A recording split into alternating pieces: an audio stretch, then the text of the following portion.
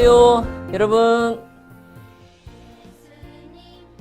여러분은 혹시 트라우마가 있나요? 트라우마가 무슨 뜻인지 여러분 아세요? 트라우마는 큰 상처를 뜻하는 라틴어 트라우마의 말뿌리에서 나왔습니다. 자, 과거에 경험했던 공포와 그러한 순간이 발생했을 때에 당시의 감정을 느끼면서 심리적 불안을 겪는 증상으로 정신적 외상의 의미가 더 크다고 할 수 있습니다. 자, 한국과 일본에서는 트라우마를 정신적 외상만을 가리키는 말로 주로 쓰입니다. 자, 저도 큰 사고를 여러 번 당했었습니다. 교통사고가 크게 2번 났는데요. 자, 한 번은 오토바이, 또 한 번은 자동차입니다. 그렇기 때문에 저에게도 트라우마가 있습니다. 자, 트라우마를 극복하는 것은 여러분 쉽지 않습니다. 자, 그러나 정말 큰 사고를 당하고도 그 트라우마를 이겨낸 사람이 있는데요. 자, 그 사람을 여러분께 소개해 드리겠습니다. 자, 시속 167km의 강습 타구에 머리를 맞아 급히 수술을 받았던 미국 야구선수 이 타일러 존 브로시가 무려 9개월 만에 기적적으로 복귀했습니다. 자, 존 브로는 지난해 머리에 타구를 맞는 정말 아찔한 부상으로 수술을 받아 선수 생명이 끊길 뻔했습니다. 자, 지난해 6월 4일 템파베이 산하 마이너리그 트리플 A 더럼 불스 소속으로 노포크 타이어즈와 경기에서 존 브로 선수가 투구를 한 후에 상대 타자가 친 무려 167km짜리 타구에 머리를 맞고 그 자리에 쓰러졌습니다. 자, 병원으로 후송된 존 브로는 수술대에 올랐고 무려 2시간 30분에 걸친 대수술을 받았습니다. 두개골을 고정하고 뇌에 가해지는 압력을 줄이기 위해서 의사는 존 브로의 머리에 티타늄 핀 16개와 36개의 나사를 박아야 했습니다. 존 브로는 수술 후에 닷새 동안 의식을 찾지 못해서 정말 주위의 걱정을 많이 키웠는데요. 다행히 서서히 회복세를 보였습니다. 이어 아내와 함께 수개월간의 물리치료와 언어치료를 병행한 끝에 겨우 다치기 전의 모습을 되찾을 수 있었습니다. 사람들은 모두 이 존 브로의 회복된 모습을 보고 기적이다 라고 말했습니다. 자, 여러분, 트라우마는 극복해내야 합니다. 그렇지 않으면 평생을 그 트라우마에 갇혀서 괴로울 수도 있습니다. 자, 존 브로 선수가 트라우마를 극복한 비결은 상처와 충격보다 그것을 더 좋아하고 즐기는 것입니다. 자, 제가 예전에 오토바이와 교통사고가 크게 2번 났었다고 말씀드렸잖아요. 자, 그래서 지금은 그 사고 충격 때문에 오토바이도 안 타고 자동차도 운전 안 할까요? 아니요. 오토바이 타는 것도 좋아하고 자동차도 매일 운전하고 있습니다. 자, 트라우마를 극복하고 나서 지금은 오히려 사고 나기 전보다 더 잘 타고 있습니다. 자, 여러분 중에 혹시 트라우마로 힘들어하는 사람이 있나요? 자, 그렇다면 그것을 극복해내시기를 바랍니다. 물론 트라우마 중에는 마음의 상처와 또 어떤 특정한 사연으로 쉽게 극복이 안 되는 것도 있을 것입니다.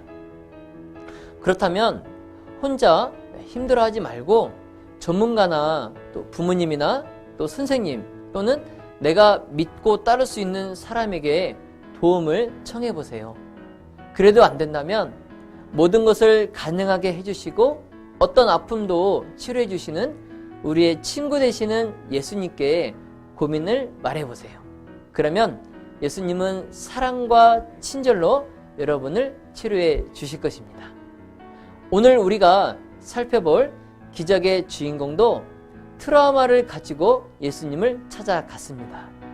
오늘 우리가 배울 두 번째 표적은 예수님께서 죽을 병에 걸린 왕의 신하의 아들을 치료하신 사건입니다. 자, 우리 다 같이 성경책 요한복음 4장 46절부터 54절을 영상으로 함께 보겠습니다. 들이지남에 예수께서 거기를 떠나 갈릴리로 가시며 친히 증거하시기를 선지자가 고향에서는 높임을 받지 못한다 하시고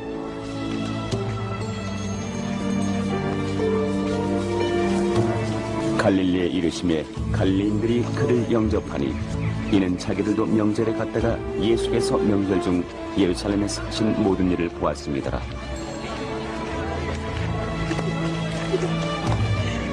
예수께서 다시 갈릴리 가나에 이르시니 전에 물로 포도주를 만드신 곳이라.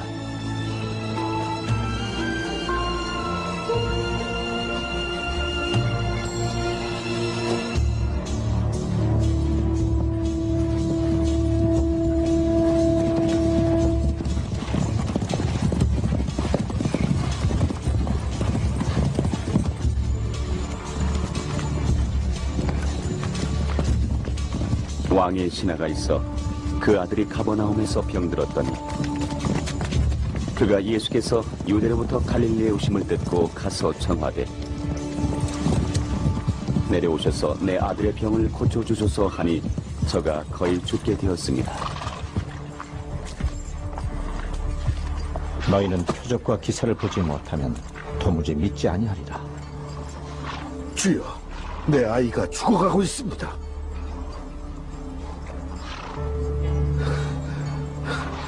죽기 전에 내려오시어 살려주소서. 가라.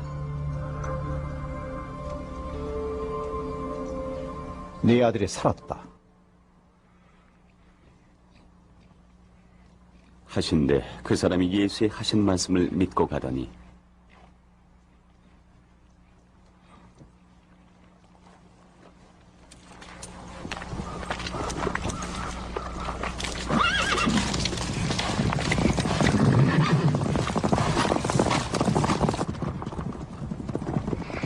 내려가는 길에서 그 종들이 오다가 만나서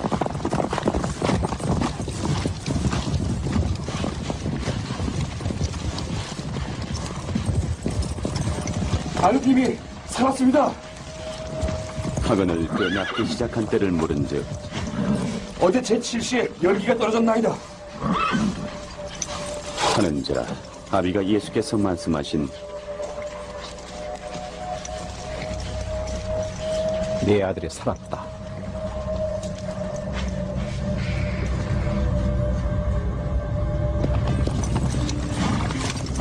그때인 줄 알고 자기와 그 온 집이 다 믿으니라.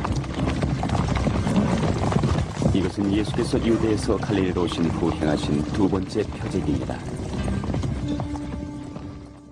네, 여러분 잘 보셨나요? 오늘 기적이 일어나는 장소는 갈릴리의 가나라는 마을입니다. 그런데 이 마을은 어제 예수님이 물로 포도즙을 만든 곳입니다. 자, 따라서 사람들은 이미 갈릴리 가나의 혼인잔치 사건에서 물이 포도즙으로 변한 기적을 알고 있었기 때문에 예수님을 만나면 더 좋은 일이 일어나고 예수님을 만나면 기적을 경험할 수 있을 것이라는 그런 기대감이 있었습니다. 그래서 예수님이 가나에 오신다고 하자 그 마을 사람들이 모두 예수님을 기다리고 기대하고 있었던 것입니다. 자, 따라서 예수님이 다시 그곳으로 돌아오셨을 때에 역시나 참 많은 사람들이 예수님을 찾아왔습니다. 자, 그런데 그 군중들 속에 사람들과 어울리지 않는 사람이 있었는데요. 자, 그 사람은 가버나움에 살고 있던 왕의 신하였습니다. 자, 가버나움은 갈릴리 서북쪽에 위치한 유대의 행정수도였고요. 자, 상업이 번창했던 곳으로 세관이 있고 큰 회당도 있고 로마군이 주둔하고 있던 예수님 당시에 가장 번화한 큰 도시였습니다.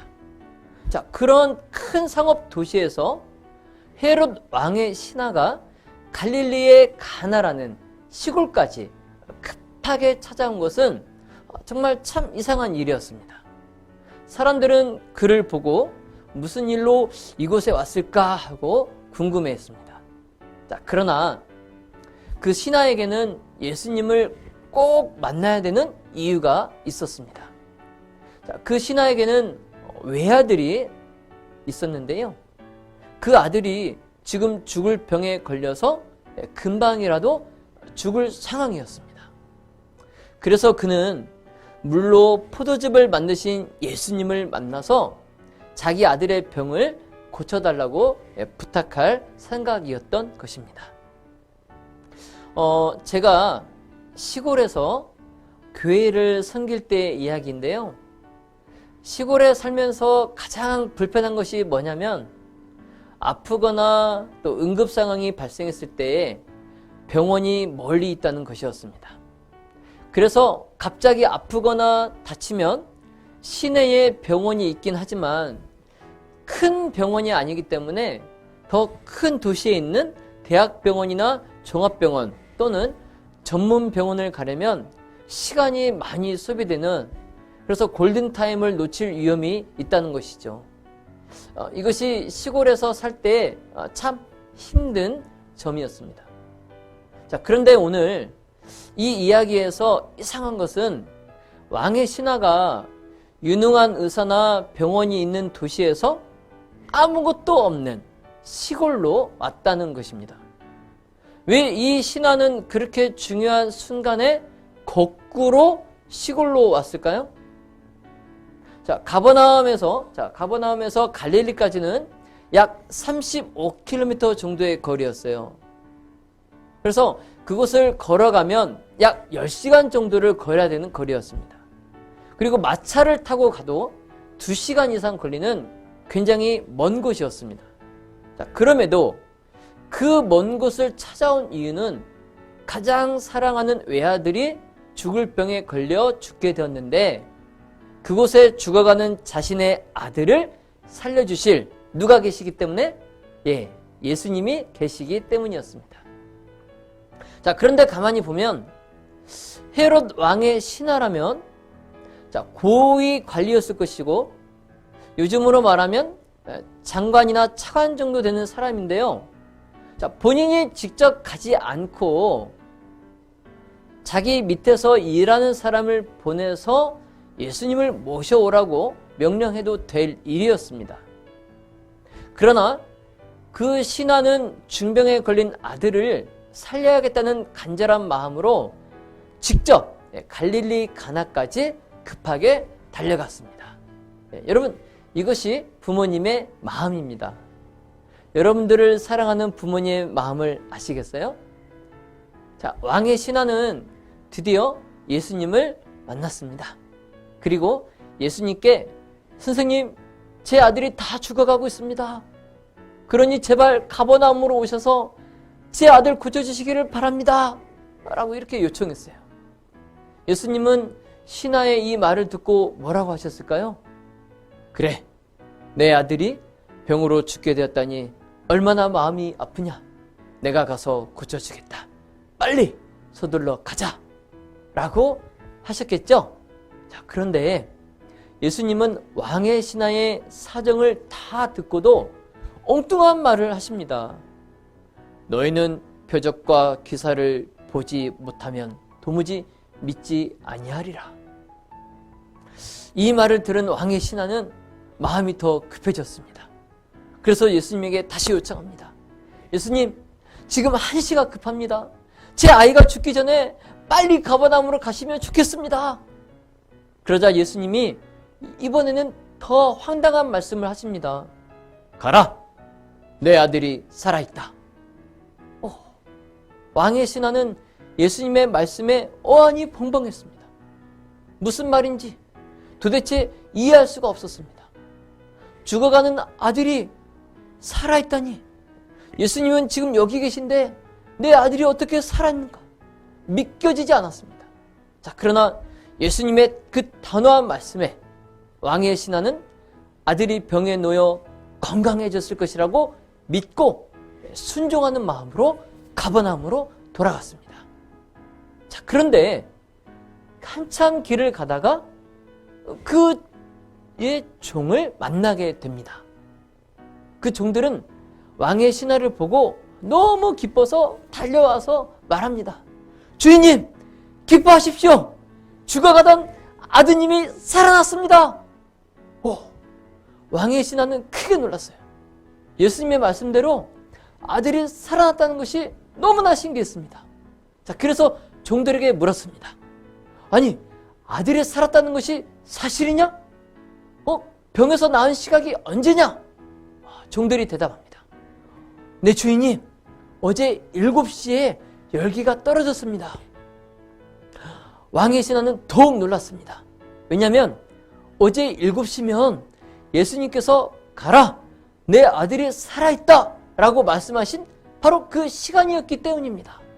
자, 이 일로 왕의 신하의 가족은 모두 예수를 그리스도로 영접하고 구원을 받았습니다. 자, 여러분, 가나의 혼인잔치에 이어서 또 하나의 기적과 표적이 일어난 것입니다. 자, 여러분, 어제 말씀드린 갈릴리 가나의 혼인잔치에서는 포도즙이 부족했습니다. 잔치를 위해서 여러 날 동안 많은 것을 준비했어도 잔치에는 부족한 것이 있었습니다. 자, 오늘 말씀에는 왕의 신하가 되어 세상의 권력과 돈과 명예가 가득하고 주변의 사람의 건강을 돌봐줄 수 있는 수준이 높은 의사들의 도움을 마음껏 받을 수 있는 사람이 있었지만 그는 죽어가는 외아들을 위해 해줄 수 있는 것이 아무것도 없었습니다. 그저 병들어 죽어가고 있는 아들을 쳐다보고 망연자실할 뿐이었습니다. 세상의 모든 것을 다 가지고 있어도 아들을 위해 아무것도 할 수 없는 자신의 한계를 느끼면서 왕의 신하는 자기 아들에게 어떤 기적이 일어났으면 좋겠다는 생각을 했습니다. 자, 그러다가 갈릴리 가나에서 물을 포도즙으로 변화시킨 예수님이 생각났습니다. 자, 그런데 마침 예수님이 갈릴리 가나에 있다는 소식을 듣고 모든 일을 제쳐두고 갈릴리로 달려간 것입니다. 자, 여러분, 우리가 힘들고 어려운 일이 있을 때마다 겸손하게 주님 앞으로 나가시기를 바랍니다. 그리고 예수님 앞에 무릎을 꿇고 주님, 저를 도와주세요 라고 기도하시기를 바랍니다. 그러면 하나님께서 은혜와 사랑으로 여러분들을 안아주시고 기적을 베풀어 주시고 또 위로와 축복의 말씀으로 응답해 주실 것입니다. 자, 여러분, 예수님을 믿는다는 것은 축복입니다. 왕의 신하도 예수님의 말씀을 듣고 믿었습니다. 죽을 병에 걸린 집에 있는 아들이 살아있는지 죽었는지 알 수 없었지만 아무런 희망도 없이 죽을 수밖에 없는 상황이었지만 예수님께서 내 아들이 살아있다 라고 말씀하신 것이 그는 이해가 되지 않았지만 그는 아멘 하고 믿었던 것입니다. 자, 가나의 혼인잔치에서 하인들이 예수님의 말씀을 믿고 순종했던 것처럼 왕의 신하는 예수님의 말씀을 신뢰하고 순종하면서 아멘 했습니다. 믿고 순종하는 것, 이것이 바로 그가 기적을 경험하게 된 것입니다.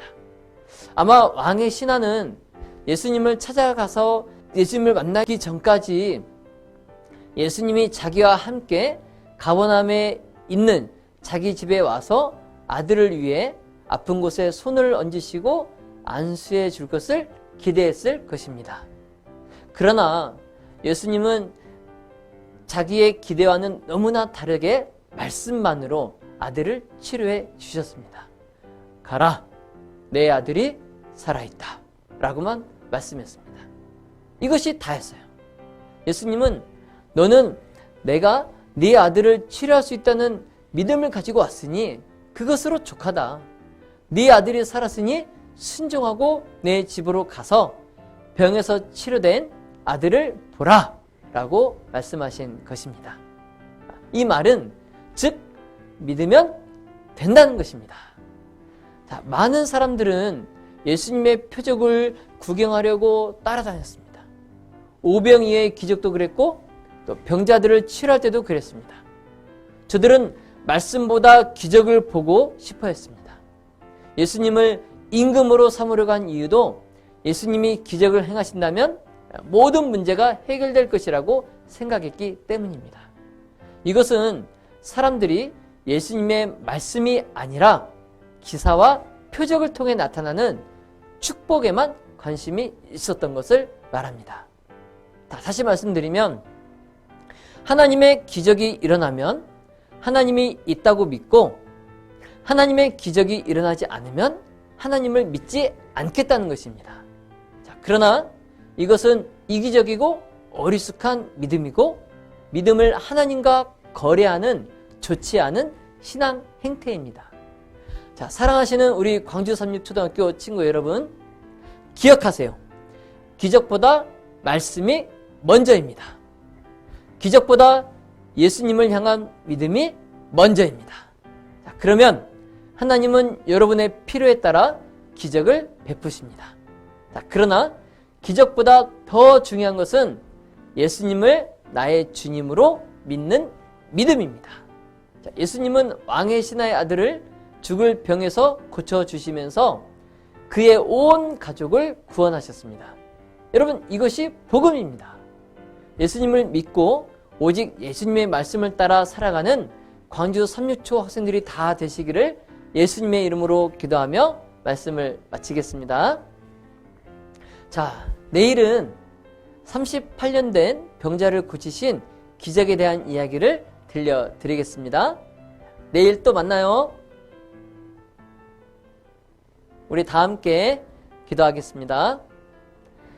하늘에 계신 하나님 아버지, 오늘 말씀만으로 죽을 병에 걸린 왕의 신하의 아들을 고쳐주신 예수님의 표적에 대해서 배웠습니다.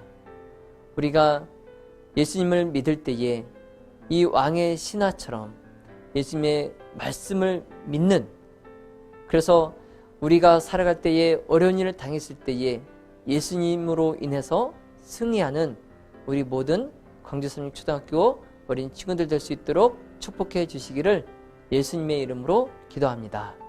아멘.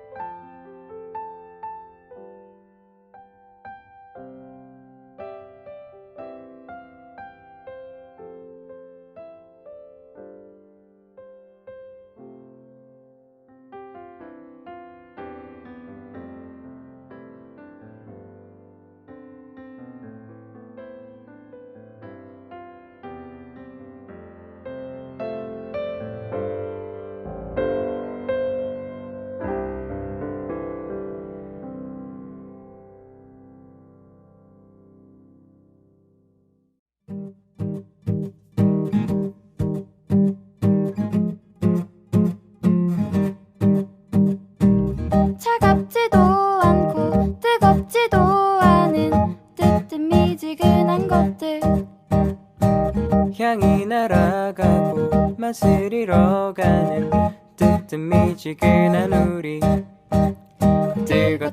뜨거운 따뜻한 온도가 우리에게 필요해.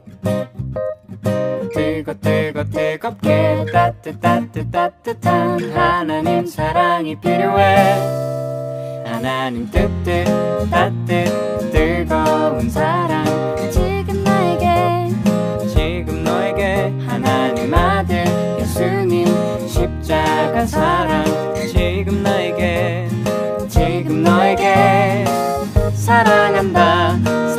사랑한다 뜨겁게 사랑한다 사랑한다 너를 사랑한다 사랑한다 지금